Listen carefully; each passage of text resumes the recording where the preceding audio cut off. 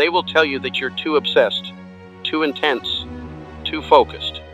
And that's exactly how you know you're on the right path. Because the moment you begin to outgrow average, you start to threaten it. The moment you decide to operate at a higher level, mediocrity takes offense. Not because you've done anything wrong, but because your very existence becomes a mirror for their excuses. The 1% mindset is not about being better than others.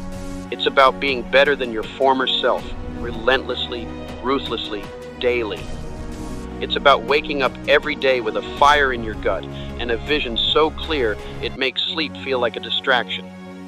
While most people are begging for Friday, the 1% are building a life they don't need a weekend to escape from. They don't chase comfort, they chase challenge, because they know the truth. Comfort is a slow death wearing a velvet robe. Look around. 99% of people are trapped in a loop. Same thoughts, same habits, same fears. But the 1%, they've chosen a different loop. A loop of growth, discipline, mastery. They don't hope things will change, they decide. Then they make it happen, brick by brick, choice by choice, thought by thought.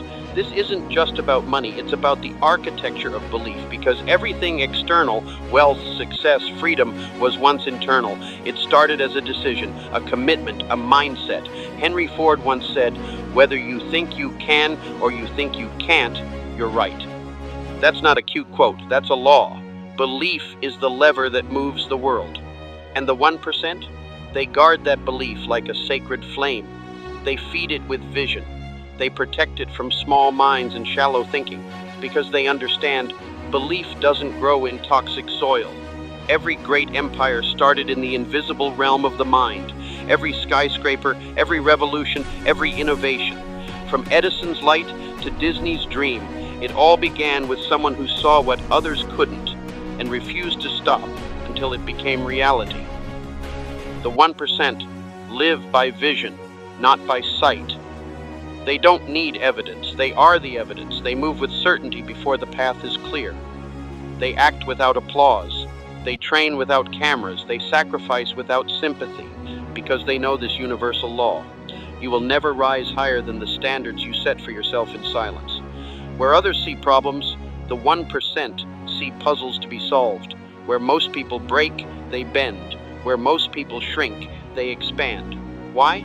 Because they've learned to love the stretch. They've trained their minds to associate growth with joy, even when it hurts, especially when it hurts.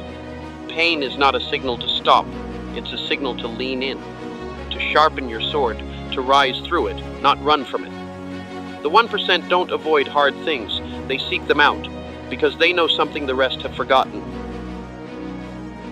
Adversity is the forge of greatness.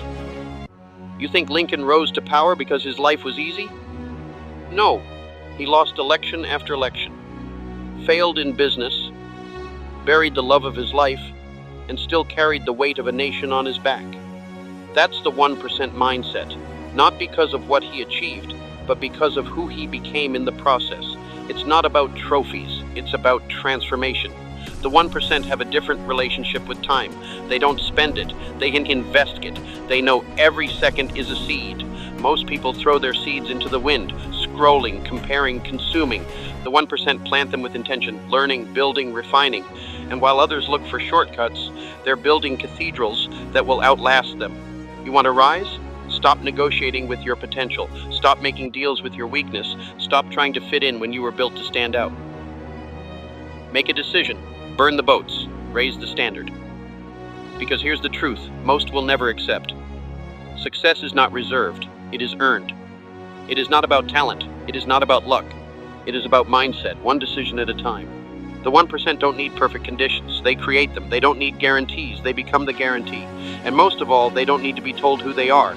They've decided who they are, and then they prove it through action.